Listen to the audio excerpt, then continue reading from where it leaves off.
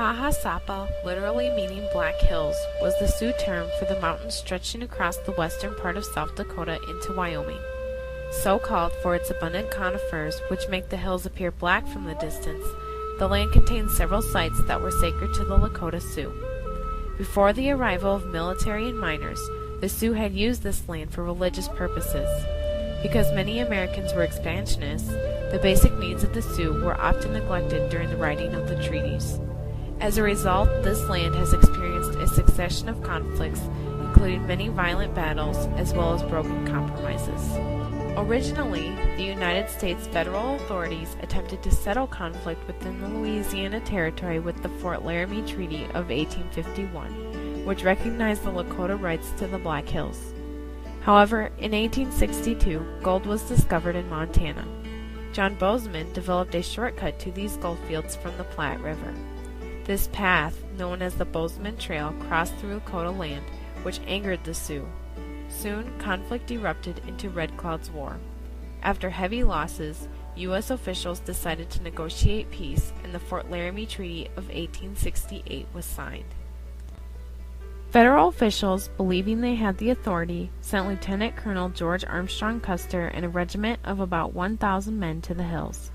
Officially, they were to find a suitable place for a military post. However, the Panic of 1873 had caused a depression. Therefore, it was likely authorities were also interested in confirming reports of gold to boost the economy. While they were in the hills, two prospectors reportedly found small amounts of gold, and when Custer sent a report back, he included a mention of their find. Excited citizens of the U.S. began to flood into the hills to find gold of their own. Federal officials realized they must act and called for a council with the Red Cloud Agency. On 18 September 1875, the Allison Treaty Commission offered $6 million for the Black Hills. When this was not accepted, they offered to lease it for $400,000 a year. The Sioux haggled, asking for $70 million, a request considered quite outrageous. Negotiations fell apart and tension began to grow. President Grant secretly told troops to stop preventing entrance into the hills, despite the compromises of the Fort Laramie Treaty. People soon noticed this policy change, and miners rushed to the area in larger numbers than ever. These miners began to complain of attacks by the Sioux, and rather than control the amount of people illegally entering the area, federal officials decided to control the Lakota by issuing an impossible ultimatum. The Sioux were commanded to come to their agencies by 31 January 1876, or they were to be considered hostile and taken there by force. Unfortunately, many of the Native Americans did not receive this message.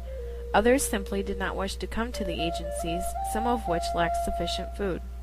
In spring, those living on the agencies left for hunting grounds in Wyoming. There they joined with the Sioux who had already arrived, creating a force of several thousand warriors to defend their land. The army launched an attack of its own, and the Great Sioux War began. The culmination of these conflicts was on 25 June 1876. On this date, Custer and over 200 others were killed at the Battle of Little Bighorn. These conflicts convinced members of Congress that the land needed to be taken, and in August they voted to cut off food and rations to the Sioux until the land was ceded. Some of the Sioux, in fear of starvation, signed this agreement, but the required 3/4 of the adult male population was never reached. Following these events, several attempts were made to formally cede the land. These efforts proved successful when Congress approved an act on 2 March 1889, which became official just over 3 months after South Dakota became a state. After overcoming much opposition, the Commission was able to submit the treaty with the required number of signatures. On 13 June 1979, the U.S. Court of Claims ruled the U.S. government had violated the Fort Laramie Treaty of 1868. As compensation for the Black Hills, the Sioux tribes were awarded $17.5 million plus interest. However, the Sioux refused to accept this payment, insisting that the land was sacred and not for sale. The U.S. vs. Sioux Nation of Indians case in the Supreme Court upheld the Court of Claims case, certifying that the payment was a legal substitute for the land. The funds set aside by the court still remain in the Treasury today. The land that for so long has been plagued by unending conflicts and weak temporary compromises continues to be a source of controversy. The length of this struggle has united the Sioux, so it is unlikely they will relent. Perhaps these generations of bitter conflict may in the future be resolved by a compromise that will bring a lasting peace.